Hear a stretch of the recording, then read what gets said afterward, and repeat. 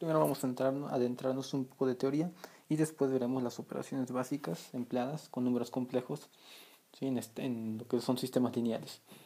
Para empezar, un número complejo lo vamos a poder definir, ¿sí?, como un número en el cual va a haber una parte real, ¿sí? Un número real va a existir y va a haber una parte imaginaria. ¿Okay? Esto sucede cuando nosotros, por ejemplo, ¿de qué nace esta definición? Nace de la definición de que, por ejemplo, cuando nosotros queremos calcular la raíz de -1, ¿sí? Esto no se puede porque no podemos calcular raíces negativas, ¿sí? De hecho, una calculadora nos marcaría un error. Entonces, la definición de un número imaginario nace de acá. Cuando es la raíz -1, ¿sí?, eso me va a dar el primer número imaginario representado por la i, ¿sí? Y esto me da una definición concreta del número imaginario. Entonces, ¿sí?, todo número, por ejemplo, ¿sí?, si yo tuviera que calcular la raíz de -5, ¿sí?, sabemos que es imposible hacerlo, pero con el número imaginario me lo permite. ¿Cómo? Pues la raíz de -5 es como si estuviera yo dentro. 5, ¿sí?, por -1, ¿ok? ¿Sí? O, ¿sí? 5 por -1, ¿ok? Entonces ahí lo tengo. Entonces, ¿qué tengo aquí? Pues lo que tengo es raíz de 5, ¿sí?, por raíz de -1. Pero el -1 es i, por lo tanto me quedaría como raíz de 5 i, indicando que es un número perteneciente a los imaginarios. Dado un poco de esto, ahora el número complejo como tal infiere tener esta parte imaginaria más una parte real. En el eje de coordenadas, la parte imaginaria es el eje de las y.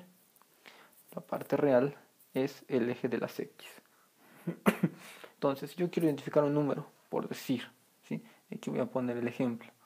¿Sí? La parte real va a ser un simple número, ¿sí?, que representa en el eje de las x, y la parte imaginaria en el eje de las y.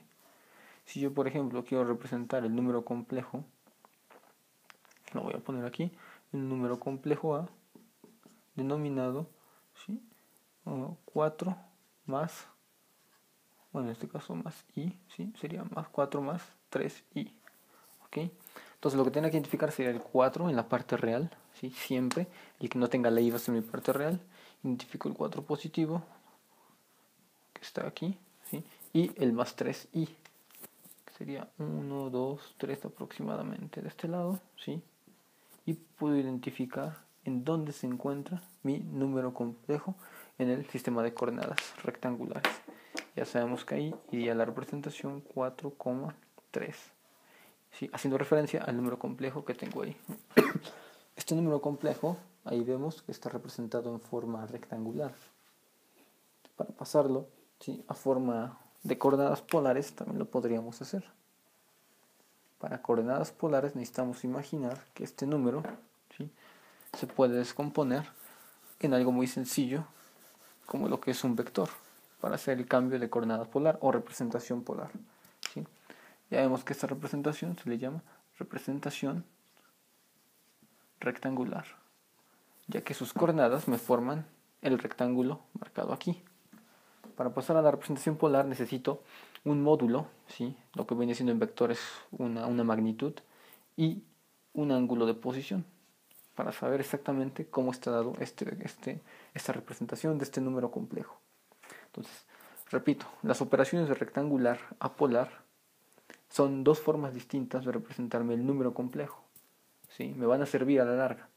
Lo importante es hacerlas de uno hacia otro, ¿sí?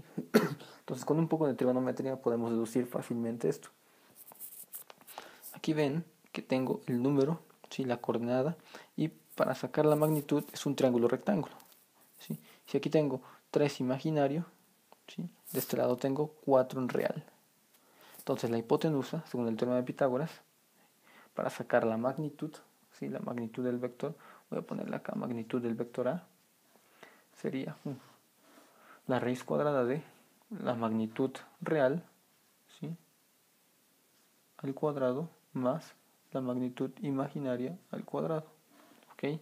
Y para seducir el ángulo, vemos que es, despejando mi ángulo, la tangente inversa de la parte imaginaria entre la parte real. ¿Ok?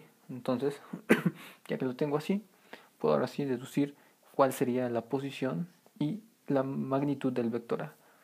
Sustituyendo encuentro que sería 4 al cuadrado más 3 al cuadrado.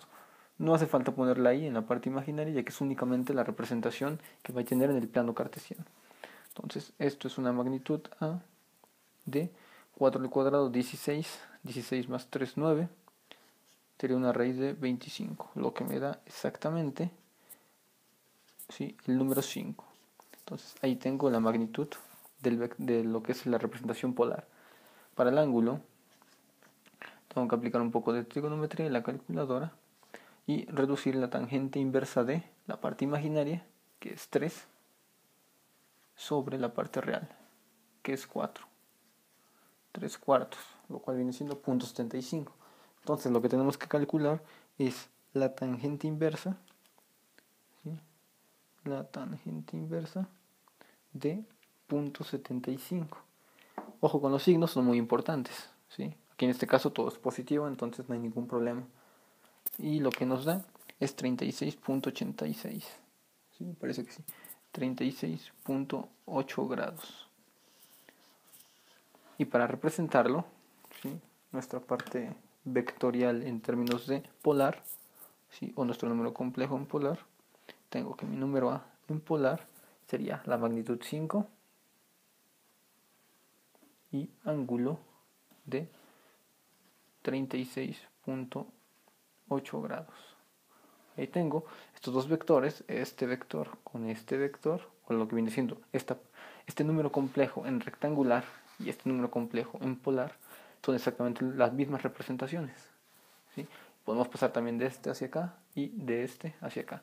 Sin embargo, en lo que es números complejos nos vamos a adentrar más con esta representación de número, ¿sí?, que a continuación vamos a ver las operaciones más básicas en el siguiente video.